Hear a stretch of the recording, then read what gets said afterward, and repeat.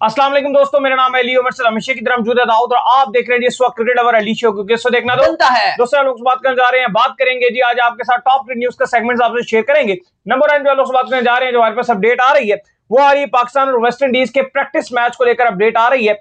क्या अपडेट है? पाकिस्तान ने आज बड़ी शानदार किस्म की बॉलिंग भी की, आज और कल का जो दिन था, अब पाकिस्तान दोबारा बैटिंग करने आ गया है। क्या अपडेट है वो आप लोग से शेयर करेंगे। प्लेइंग 11 क्या होने जा रही है पाकिस्तान की पहले टेस्ट मैच में, कौन इन होगा कौन होगा आउट, जरा इस पर बात करेंगे। इस्लामाबाद का स्टेडियम अप्रूव्ड हो गया भाई, अब स्टेडियम बनने के लिए जा रहा है। कहां पर बनेगा ये स्टेडियम, क्या अपडेट है वो आप लोग से शेयर करेंगे। और बात करेंगे शादाब और सुफियान के हवाले से, इनका कॉन्ट्रैक्ट हो गया भाई, कहां पर कॉन्ट्रैक्ट हो गया है, क्या कहानी है वो आप लोग से शेयर करेंगे। और समीर मिनाज के लिए भी अच्छी खबर आ रही है, क्या खबर है वो भी आप लोग से शेयर करेंगे। ऑस्ट्रेलिया ने अपना फुली डेंजरस स्क्वाड अनाउंस कर दिया अगेंस्ट बांग्लादेश। इनके जो बड़े हैं, बड़े लड़के नहीं, हम कहते हैं यार क्रिकेट में ये बड़े बिल्टियां ले आए हैं, बड़े बड़े लड़के ले आए हैं, तो इनके सारे बड़े वापस आ गए हैं। पैट कमिंस क्या, हैजलवुड क्या, और उसके बाद मिचेल स्टार्क क्या, क्या कहानी है इसके बारे में बात करेंगे। और सिकंदर रजा, क्योंकि सीरीज स्टार्ट हो रही है परसों से इंडिया और जिम्बाब्वे के दरमियान, तो सिकंदर रजा कह रहे हैं कि दोनों टीमें बराबरी की सतह पर है, कोई इनको जो है इंडिया को एज हासिल नहीं है, बड़ा शानदार मुकाबला होगा। क्या वाकई बराबरी की सतह पर है दोनों टीमें, इंडिया की हालत हो गई है, जरा इस पर बात करेंगे। और फरहान ने बड़ी शानदार किस्म की बैटिंग की है लंका प्रीमियर लीग में, उस पर भी बात करेंगे। तो अगर आप हमारे चैनल पर पहली बार आए, चैनल को सब्सक्राइब करने साथ बेल आइकन ना भूलिएगा। बात का आगाज करते हैं नंबर 1 खबर के साथ जो हमारे पास आ रही है। तो सब जो नंबर 1 खबर आ रही है वो यही आ रही है कि पाकिस्तान और वेस्ट इंडीज के दरमियान जो है वो आज एक प्रैक्टिस मैच, जो है आपको पता ही है कि 4 दिन का जो प्रैक्टिस मैच है वो जारी और सारी है। अब पाकिस्तान ने वेस्ट इंडीज को पकड़ भी लिया, आउट भी कर दिया। मोहम्मद अली ने बड़ी शानदार किस्म की बॉलिंग करते हुए 5 विकेट्स लिए हैं। क्या सूरत हाल है दाऊद साहब? देखिए, बिल्कुल पाकिस्तान और वेस्ट इंडीज का जो प्रैक्टिस मैच चल रहा है, पाकिस्तान की जो बेहतरीन किस्म की डोमिनेशन है अगेंस्ट वेस्ट इंडीज 11 वो जारी है। और पाकिस्तान ने जब पहले बैटिंग करके बेहतरीन परफॉर्म किया था, जहां पर बाबर आजम और अजान अवैस का 100 था, और पाकिस्तान ने 455 रन बोर्ड पे लगाए थे और 4 विकेट के नुकसान पे पाकिस्तान ने डिक्लेयर कर दिया था। बाबर आजम भी नॉट आउट थे, उन्होंने भी अपनी इनिंग डिक्लेयर कर दी थी। और जब वेस्ट इंडीज की बैटिंग जारी थी तो पाकिस्तान के बॉलर्स ने बड़ी जबरदस्त बॉलिंग की। मैं बार बार बात कर रहा था कि जो मेरा फोकस है वो बॉलिंग के ऊपर ज्यादा रहेगा, बैटिंग तो पाकिस्तान फिर भी कर लेगा वेस्ट इंडीज में, लेकिन बॉलिंग बड़ी इंपॉर्टेंट है। तो भाई पाकिस्तान ने कमाल कर दिया। कल पाकिस्तान ने वेस्ट इंडीज के 8 खिलाड़ी आउट कर दिए थे दिन के अख्ताम पर, 268 पर 8 आउट थे। और आज जब दिन का आगाज हुआ, यानी कि हमारी तो शाम ही थी, तो 279 रन 279 रन पर पूरी विंडीज सिलेक्ट 11 जो है उसको ऑल आउट कर दिया और पाकिस्तान को 176 रन की लीड मिल गई है। अच्छा, अभी पाकिस्तान की बैटिंग दोबारा जारी है, लेकिन मोहम्मद अली ने बड़ी जबरदस्त बॉलिंग की, जहां पे उन्होंने 5 खिलाड़ी आउट किए। 2 विकेट्स जो है वो अली उस्मान जो आपके स्पिनर हैं उन्होंने ली। आमिर जमाल को भी 2 विकेट्स मिले, जबकि मोहम्मद अब्बास को 1 विकेट मिला। तो अली साहब, अब पाकिस्तान अपनी सेकंड इनिंग जारी है। वैसे तो हमें पहले ही पता है कि टेस्ट मैच का नतीजा ये जो 4 डे मैच है इसका नतीजा नहीं आना, लेकिन ये प्रैक्टिस हो रही है ना। एग्जैक्टली, ये मैच ड्रॉ। इमामुल हक जो है वो अभी जब बैटिंग करने के लिए आए तो अगले विकेट इमामुल हक साहब सेकंड इनिंग में भी देके चलेंगे। हाँ, और खबरें ये आ रही है कि इमामुल हक को पाकिस्तान अपनी 11 में खिलाएगा, और इमामुल हक दोनों इनिंग्स में फेल रहे हैं। ऐसे ही है। पहली इनिंग जो थी ये प्रैक्टिस मैच में और फ्लैट विकेट थी, इमामुल हक की फेवरेट विकेट थी, वहां पे भी रन नहीं बनाए। और अभी हमने देखा है कि जो सेकंड इनिंग थी वहां पे भी वो बिल्कुल प्रेशराइज नजर आ रहे थे। तो इमामुल हक बिल्कुल भी अच्छा नहीं कर रहे, और खबरें ये हैं कि इमामुल हक ही ओपनिंग पार्टनर होंगे अजान अवैस का। But I don't think so कि इमाम को भी थोड़ा अपना बेहतर परफॉर्म करना पड़ेगा, वरना अभी तो चलो आप वेस्ट इंडीज में शायद वो खेल भी ले, शायद एक टेस्ट मैच में रन ना बनाए, दूसरे टेस्ट मैच में रन बना दें, क्या पता पहले में बना दे दूसरे में ना बनाए, वो इंपॉर्टेंट नहीं है।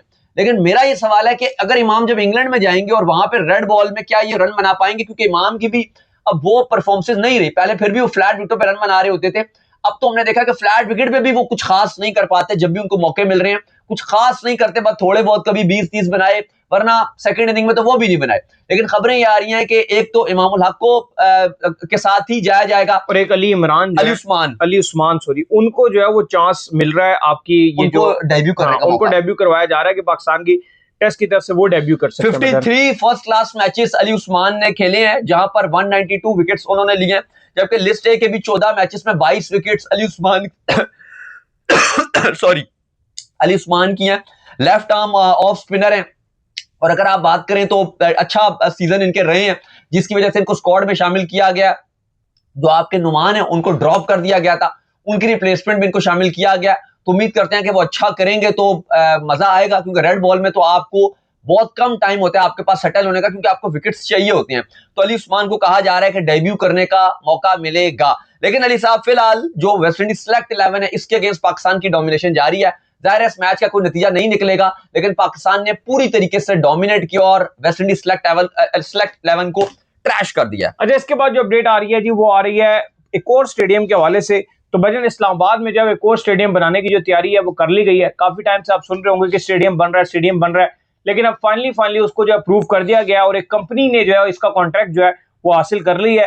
35,000 की जो कैपेसिटी है उसका ये स्टेडियम जो बनेगा। ऑलरेडी आपको पता है कि यहाँ पर पिंडी स्टेडियम मौजूद है, लेकिन बहुत अरसे से कहा जाता था यार इसको इस्लामाबाद की तरफ शिफ्ट करें ताकि यहाँ से जो रश वगैरह है वो खत्म हो सके और सारे जो मैचेस हैं उसको इस्लामाबाद में कराया जा सके। तो अब लिहाजा दाऊद साहब अब इस्लामाबाद में 35,000 की कैपेसिटी का एक स्टेडियम जो बनने जा रहा है, जो कि मार्गला की पहाड़ियों के दरमियान में बनेगा जी। देखें, बिल्कुल बड़ी खबर है, और खबर यह है कि इस्लामाबाद जो क्रिकेट स्टेडियम का एक प्रोजेक्ट जिसको एक टाइम पर हवाई लगने लग गया था, क्योंकि कहा जा रहा था अब बनेगा, यहां होगा, वहां होगा, ऐसे होगा, वैसे होगा, लेकिन कोई अमली जामा नहीं पहनाया जा रहा था। लेकिन अब बड़ी खुशखबरी है, और खबर यह है कि जो हबीब कंस्ट्रक्शन है उनको कॉन्ट्रैक्ट दे दिया गया है। बिल्कुल हबीब कंस्ट्रक्शन ये बनाएंगे, और पाकिस्तान क्रिकेट बोर्ड का प्लान ये है कि ये जो इस्लामाबाद में स्टेडियम बनाया जाएगा बिल्कुल मार्गला की पहाड़ियों के करीब में दिखेगा, और जो व्यू होगा पास वाला वो इस्लामाबाद का जो आप मार्गला के जो पहाड़ हैं और फैसल मस्जिद का भी जो आप कह लो कि व्यू है वो भी यहां से दिखेगा। प्लस इस स्टेडियम की जो लागत आ रही है वो 8.9 बिलियन की आ रही है। इसके अलावा इस स्टेडियम में कहा जा रहा है कि जो 3 अरब होंगे वो इजाफी रखे जाएंगे, यानी कि तकरीबन कहा जा रहा है 6 अरब में इस स्टेडियम को मुकम्मल किया जाएगा, जबकि तकरीबन 3 अरब का जो बजट होगा उसमें जो बाकी रोड्स वगैरह हैं और जो बाकी चीजें हैं वो रेनोवेट की जाएंगी। और अली साहब इसका जो नक्शा है जो कहा गया है हबीब कंस्ट्रक्शंस के साथ जो पीसीबी की बात हुई है, कहा गया है कि जो दुबई इंटरनेशनल स्टेडियम है, मैंने और अली साहब ने काफी बार वहां पे मैचेस कवर किए हैं। इंडिया पाकिस्तान के जो मैच है, आइकॉनिक मैच होते हैं, आपको पता है, चलो बाकी तो किए हैं, लेकिन इंडिया पाकिस्तान में स्पेशली हम दोनों ने जो इंडिया वर्सेस पाकिस्तान मैचेस है वो कवर किए हैं। तो अली साहब अब जो दुबई इंटरनेशनल स्टेडियम है, हाँ ठीक है, वहां पर अगर आप देखो क्योंकि दुबई एक एडवांस रहा है हर लिहाज से, उतनी शायद टेक्नोलॉजी ना भी हो, लेकिन एक चीज और है ना, कैपेसिटी जो है, जिस तरह ये कह रहे हैं जी बड़ा स्टेडियम 34,000 ऑलरेडी लाहौर की है, 1,000 और कैपेसिटी बढ़ा रहे हैं। फिर जब आप बड़ा कह रहे हैं फिर कैपेसिटी ठीक है ना। अब आप देखो पिंडी इस्लामाबाद की उस तरह से आबादी भी, रावलपिंडी स्टेडियम है, इसकी 17,000 कैपेसिटी है। अब इतना बड़ा स्टेडियम अगर आप बना दोगे 17,000 का, फिर आप भरोगे, भरना भी तो जरूरी है। भर तो देते ही हैं, ऐसा नहीं कि नहीं, अब 17,000 तो नहीं भर पाएंगे ना। आप देखो इवन इंडिया का अहमदाबाद वाला स्टेडियम है, अब वहां पे इंडिया पाकिस्तान का मैच होता है या वर्ल्ड कप का फाइनल होता है, आईपीएल का फाइनल होता है, वो ठीक रहता है। लेकिन अब वही जब मैच नॉर्मल मैच चल रहे होते हैं, वहां 20,000 भी क्राउड आता है ना, तो लगता है कि यार ये कोई आवाम देखने ही नहीं आई। वो बिल्कुल जो टीवी पर बैठे लोग होते हैं उनका एक्सपीरियंस बहुत खराब होता है। कैपेसिटी थोड़ी और बढ़ाए ना आप, 35,000 से वो अगर आपने लाहौर में करना है तो आप कर सकते हैं। मुझे लगता है कि पिंडी इस्लामाबाद के लिए तो कैपेसिटी आपकी 34,000, पिंडी और इस्लामाबाद के लिए मेरे ख्याल से ये इनफ है 35,000 की कैपेसिटी, क्योंकि अगर आप पिंडी स्टेडियम देखते हो उसकी 17,000 की कैपेसिटी है ऑलमोस्ट। अभी तो हर टाइम नारे मारते रहते हैं पिंडी फुल। चले वो अच्छा लगता है, लेकिन अच्छा लगता है कि जब आपका फुल हो जाता है, और अगर आप इसको मैक्सिमाइज भी कर लोगे तो ये डबल हो गया भाई, 35,000 की कैपेसिटी है, बहुत ज्यादा कैपेसिटी है। बाकी अगर आप देखो तो अली साहब इसका जो लुक दिया जा रहा है, जो इसका बिल्कुल लुक होगा वो दुबई इंटरनेशनल स्टेडियम जैसा होगा।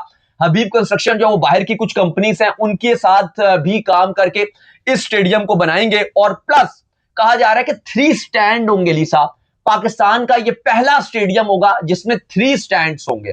कहा गया कि पहले 2 बनाए जाएंगे और फिर उसके बाद 3rd स्टैंड भी बनाया जाएगा। अल्लाह करे अब काम जो है वो शुरू हो जाए और फिर हमें दिखे भी वाकई जो है वो ये स्टेडियम रेडी होना। और रावलपिंडी स्टेडियम की जो आप बात कर रहे हैं, क्योंकि जब स्टेडियम रेनोवेट हो रहा था तो हम दोनों रेगुलर बेसिस पे रावलपिंडी स्टेडियम जा रहे थे, और जब वहां पर वो वीआईपी बॉक्सेस भी बन रहे थे वो भी हमने अपनी आंखों से, और आप कह लो कि कुछ अपने जो सरिये थे वो बिल्कुल हमारे पास ही पड़े होते थे, साथ ही बन रहे होते थे।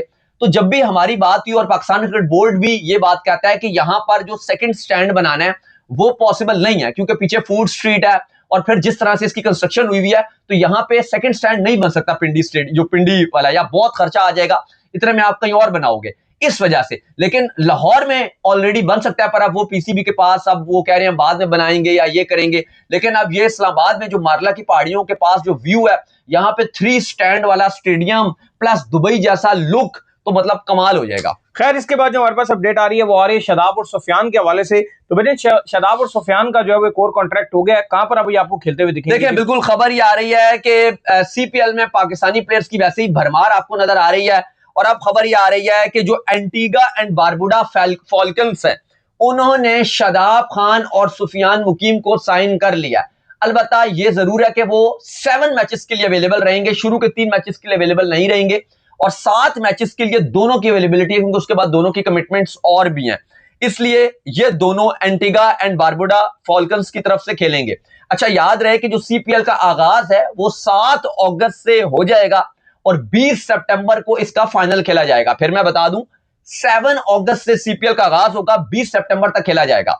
अच्छा जो एंटीगा एंड बारबुडा फॉल्कन्स है वो लगातार जो है वो पाकिस्तानी प्लेयर्स के साथ राब्ते में है, और खबरें ये आ रही हैं कि जो हसन नवाज है उनके साथ भी उनकी डील बनने के लिए जा रही है। हाँ फुल नहीं, जैसे ये दोनों 7 मैचेस के लिए अवेलेबल हैं सुफियान मुकीम और आपके शादाब खान, तो इसी तरीके से कुछ मैचेस के लिए हसन नवाज को भी जो आपका एंटीगा एंड बारबुडा है ये आपके जो हसन नवाज है उनको भी साइन कर रहा है। फिर जो साद मसूद है उनको भी रिप्लेसमेंट के तौर पे कुछ मैचेस के लिए साइन कर रहा है। तो ये काफी अली साहब अच्छी खबर आ रही है। अच्छा इसके अलावा मोहम्मद हारिस हैं, उन्होंने भी अपनी टीम को सीपीएल में ज्वाइन कर लिया। मैं जरा अभी तक जो एंटीगा एंड बारबुडा फॉल्कन्स है उसका स्क्वाड आपको बता देता हूं पढ़कर।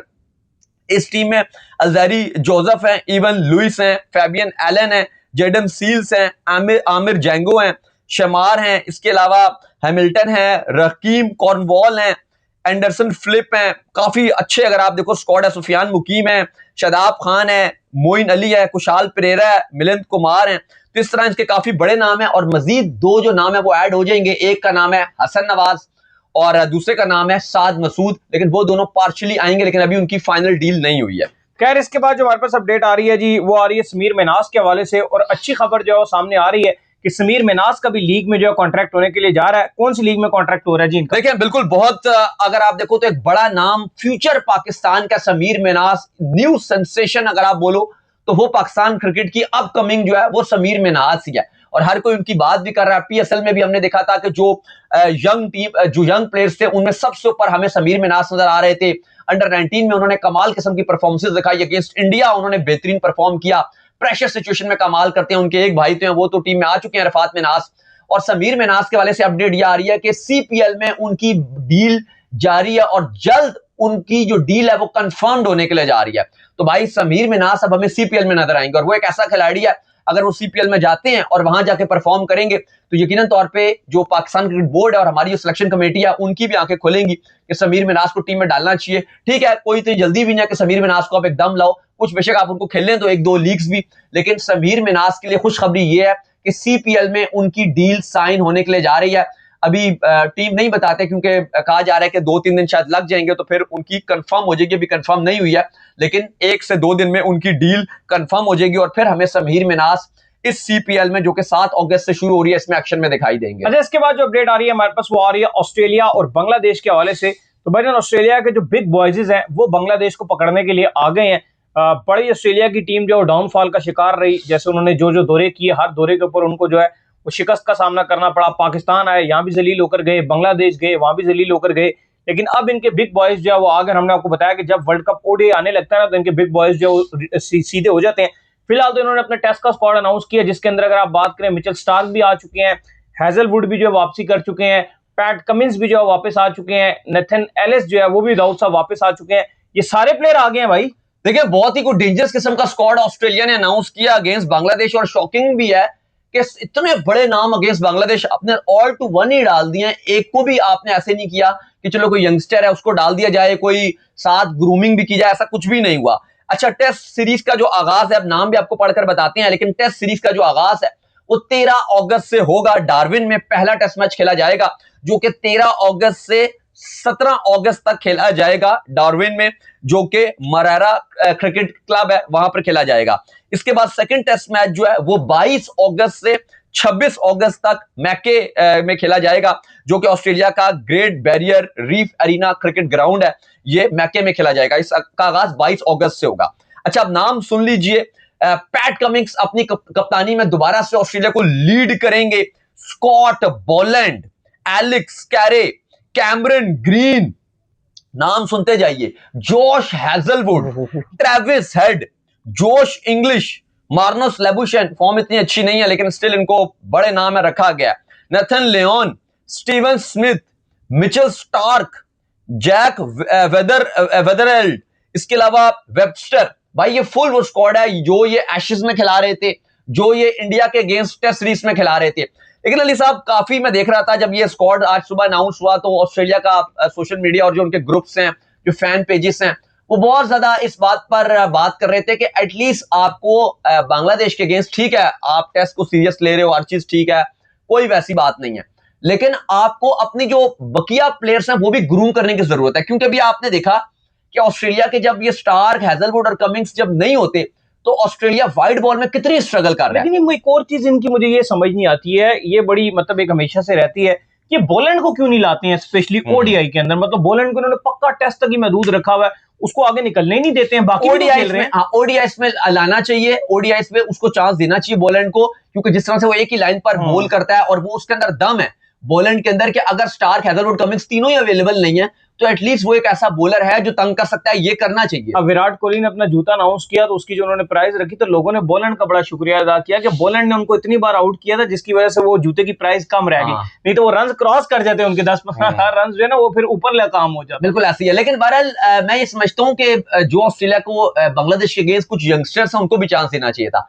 अच्छा इस सीरीज में ना अली साहब अगर आप देखो तो बांग्लादेश के पास भी नाहिद राना है, ऑस्ट्रेलियन कंडीशन में वो बहुत कुछ खास कर सकते हैं और बड़ा एक्साइटेड है सारे कि वो ऑस्ट्रेलिया में नाहिद राना को देखना चाहते हैं कि वो कैसी बॉलिंग करेंगे। और ऑस्ट्रेलिया में पेस जो बॉलर होते हैं उनको बड़ी हेल्प मिलती है। हमने देखा है कि हारिस रऊफ ने ऑस्ट्रेलिया के अंदर बड़ा बुरा आउट किया था जब हमारी टीम गई हुई थी। और अगर आप ये नाहिद राना की बात करते हो तो ये टेस्ट में तो बहुत अच्छे हैं, हारिस रऊफ से बहुत गुना ऊपर है, फिटनेस बहुत अच्छी है। फिर अगर आप देखो शरीफुल इस्लाम है या तस्कीन है, चलो वो भी कुछ ना कुछ बेहतर करेंगे। लेकिन ना मसला ये आ रहा है कि जब बांग्लादेश, लेकिन ऑस्ट्रेलिया के जो बैटर हैं, हेड वगैरह हैं या बाकी जो उनके स्मिथ वगैरह हैं, वो फिर भी कुछ ना कुछ करके दो मैचेस में अगर ना भी डोमिनेट किया कुछ ना कुछ कर लेंगे, बैटिंग कर ही लेंगे। लेकिन बांग्लादेश का ऑस्ट्रेलिया के खिलाफ बैटिंग करना बड़ा हाँ ये बड़ा मसला है कि बांग्लादेश बैटिंग कैसे करेगा। बांग्लादेश का मसला ये आ गया, अभी जिम्बाब्वे के साथ सीरीज थी तो बांग्लादेश तो वो मुजरा बानी शानी को नहीं खेल पा रहा था। लेकिन आप ये बात ना भूलें कि बांग्लादेश ने न्यूजीलैंड को न्यूजीलैंड में हराया हुआ है। हाँ ये एशियन टीम्स कोई नहीं हरा सकी, बांग्लादेश ने हराया। ये बात है। लेकिन मैं तो चाहूंगा कि मैं तो सपोर्ट भी करूंगा बांग्लादेश को, लेकिन अगर बांग्लादेश की बैटिंग मैं इसलिए बात करूं कि अगर बांग्लादेश बैटिंग में कुछ करके दे देना कि भाई हम बैटिंग कर लेंगे, थोड़ी बहुत अगर उनकी बैटिंग हो जाए तो बॉलिंग में तो दम है। लेकिन होता कभी कभार ये ना कि बैटर बिल्कुल ही 100 पर ऑल आउट हो गए और फिर बॉलर्स बहुत प्रेशराइज हो जाते हैं, फिर बॉलर्स भी डाउन हो जाते हैं, फिर वो मजा नहीं आता। लेकिन एक तरफ से अगर बैटर्स फाइट करें ना कि नहीं यार हम 270 बनाएंगे, 280 बनाएंगे, तो फिर नाहिद राना का भी दिल बड़ा होगा कि नहीं यार मेरे पास कुछ है बचाने के लिए। तस्कीन है, शरीफुल इस्लाम है या बाकी उनके एक आध बॉलर है, फिर वो भी जान मार के कहीं ना कहीं फाइट करेंगी और फिर बांग्लादेश का चांस बनेगा। लेकिन ऑस्ट्रेलिया ने बांग्लादेश को बिल्कुल भी लाइट नहीं लिया और उन्होंने अपना फुल डेंजर स्क्वाड अनाउंस किया है। लेकिन मैं फिर भी चाहूंगा कि ऑस्ट्रेलिया अगर अपना आगे जाना चाहता है तो उसको अपने जो एक आध यंगस्टर हैं प्लस वो ग्रूम करने पड़ेंगे, वरना ऐसे ही होगा जैसे पाकिस्तान के साथ हुआ कि हमने बिल्कुल ही वो शाहीन, नसीम, रऊफ से कभी आगे निकले ही नहीं और जब अब आगे निकलने की बारी आई है तो फिर देखते हैं कोई तैयार ही नहीं हमारे पास। सही है। खैर इसके बाद जो अपडेट आ रही है हमारे पास वो आ रही है सिकंदर रजा के हवाले से। तो आपको पता है कि अब जो इंडिया का टूर है वो शुरू होने जा रहा है जिम्बाब्वे का, जहां पर उन्होंने 3 T20 जो है वो खेलने हैं। तो लिहाजा सिकंदर रजा ने भी खतरे की घंटी बजा दी है इंडिया के लिए। परसों से पहला मैच शुरू हो रहा है और सिकंदर रजा को भी ये पता है कि इस वक्त इंडिया शदीद दबाव का शिकार है, क्योंकि इंडिया गया आयरलैंड, वहां पर भी इंडिया 2-0 करवा कर आया। फिर इंडिया गया इंग्लैंड, T20 की मैं अगर आप बात करूं तो 4-0 वहां पर भी जो इंडिया करवा कर आया। ओडीआई में इवन 2-1 से इंडिया हारा। तो अब सिकंदर रजा इसका फायदा उठाना चाहता है और वो ये कह रहे हैं कि किसी टीम को बढ़तरी हासिल नहीं है, बल्कि दोनों टीमों को इस वक्त बराबरी की सतह के ऊपर आप देखेंगे और इनका मुकाबला बहुत शानदार होगा जी। वो कह देखिए अगर आप यहां पर बोले कि ये इंडिया को उन्होंने ट्रोल या मोक किया तो ये गलत नहीं होगा, क्योंकि सिकंदर रजा ये बात करते हैं। अगर आप किसी इंडियन फैन से पूछें या किसी और से पूछते तो शायद वो कहते हैं कि भाई इंडिया तो स्ट्रेट अवे जिम्बाब्वे को ट्रैश कर देगा, जिम्बाब्वे को डायरेक्ट हरा देगा। लेकिन सिकंदर रजा कहते हैं कि ऐसा कुछ भी नहीं है, दोनों टीमें इस टाइम बराबरी पे खड़े हुए हैं। बिल्कुल भी इंडिया की टीम ऊपर नहीं है, क्योंकि सवाल था कि भाई वो वर्ल्ड चैंपियंस हैं, वर्ल्ड कप जीत कर आ रहे हैं टीम, लेकिन वो कहते हैं कि बिल्कुल बराबरी पर खड़े हुए हैं। क्योंकि इंडिया का जो यूके का दौरा रहा है जहां पे वो आयरलैंड से 2-0 हार गए, इंग्लैंड से 4-0 हार गए, चलो ओडीआई इसको हटा भी दो, वो 2-1 से आ रही है, लेकिन T20 की बात हो रही है तो बिल्कुल इंडिया डोमिनेट नहीं कर सका। फिलहाल इंडिया का कल भी प्रैक्टिस सेशन था, आज भी इंडिया का प्रैक्टिस सेशन था। इंडिया की टीम बड़ी पुरुमीद है कि वो कुछ खास करेगी और शायद उनके पास अपॉर्चुनिटी भी है सूर्यवंशी वगैरह के पास, और श्रेयस अय्यर के पास कि वो अपनी कप्तानी में तरस चुके हैं। एक भी मैच अभी तक वो नहीं जीते जब से उनको कप्तानी सौंपी गई है। अलबत्ता गौतम गंभीर भी इसमें कोचिंग में नहीं है, वीवीएस लक्ष्मण को हेड कोच बनाकर भेजा गया है और गौतम गंभीर को इस तौर पे रखा भी नहीं गया। लेकिन सिकंदर रजा पूरी उम्मीद है कि जिम्बाब्वे ना सिर्फ इंडिया को इस सीरीज में टफ टाइम देगा बल्कि दोनों बराबरी पर खड़े हैं और हम इस सीरीज को भी जीतने के लिए पूरी उम्मीद है। और अगर आप जिम्बाब्वे की बात करो तो इन कंडीशन में बिल्कुल जिम्बाब्वे आसान हरीफ नहीं है और हमने T20 वर्ल्ड कप में भी देखा था कि जब तक वो श्रीलंका में खेल रहे थे जहां पर विकेट्स बहुत ज्यादा फ्लैट कंडीशन नहीं होती है जैसे इंडिया में, हाँ मतलब इतनी स्लो भी नहीं थी। अगर आप इंडिया में देखो वो तो चलो वो तो 250-250 वाले रन बन रहे थे ना, श्रीलंका में तो 180-190 बन रहे थे, ये फंसा लेते थे। एग्जैक्टली 180-190 को हम स्लो विकेट नहीं बोलेंगे, आप ये कह सकते हो कि हम दरमियानी विकेटें थी। अब इंडिया में तो बिल्कुल ही आप देखो वो फ्लैट विकेटें वो 250-250 बन रहा है, कोई वो चेस भी होने को जा रहा है, बिल्कुल ही छोटी बाउंड्रियां। जैसे जोफ्रा भी कह रहे थे यार ये तो कुछ है ही नहीं, कम से कम बॉलर्स के पास कुछ तो होना चाहिए, चाहे वो स्पिनर हो चाहे वो पेसर हो।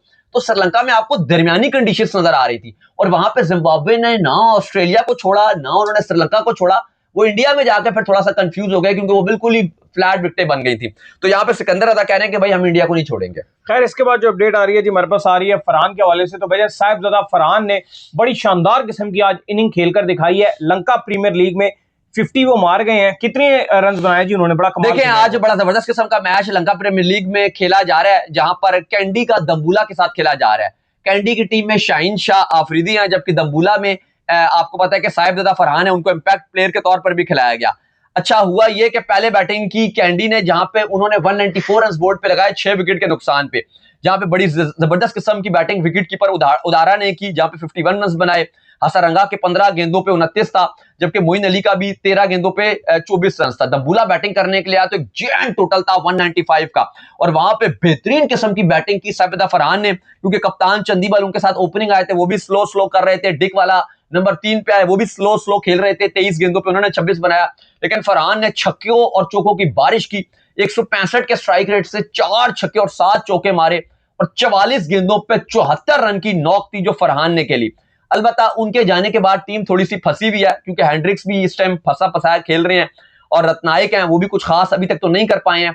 अभी तक जब हम ये शो में आपसे बात कर रहे हैं तो तकरीबन 4 ओवर्स में 60 रन दरकार है और लग रहा है कि चीजें थोड़ी सी खराब होगी क्योंकि 4 खिलाड़ी आउट हो गए। जैसे ही फरहान आउट हुए चीजें खराब हो गई, लेकिन जब तक फरहान खेल रहे थे उन्होंने दम्बुला को टॉप पे रखा हुआ था। तो ये एक अच्छी बात है क्योंकि साहिबजादा फरहान जो है वो एशियन गेम्स में पाकिस्तान की कप्तानी भी करेंगे और अगर वो इतनी अच्छी फॉर्म में चल रहे हैं तो पाकिस्तान के लिए बड़ी गुड न्यूज है। तो चलिए उम्मीद करते हैं आज हमारे शो आपको आएगा पसंद। आप वीडियो को लाइक कीजिए, हमारे चैनल को सब्सक्राइब कीजिए, साल के बेल आइकन को बजाइए, एक और काम कर लीजिए और वो ये कर लीजिए इंस्टाग्राम पर जाइए, इंस्टाग्राम पे मुझे फॉलो कर लीजिए, वहां पे मैं मौजूद हूं दाऊद क्रिकेट के नेम से। अगर आपको कोई सवाल हो तो भेजिएगा और इनको भी मुझे फॉलो कीजिए, मैं मौजूद क्रिकेट लवर अली ऑफिशियल के नाम से, लिंक डिस्क्रिप्शन में मौजूद है, जाइए फॉलो कीजिए। आप सुनते हैं नेक्स्ट वीडियो, तब तक अल्लाह हाफिज़।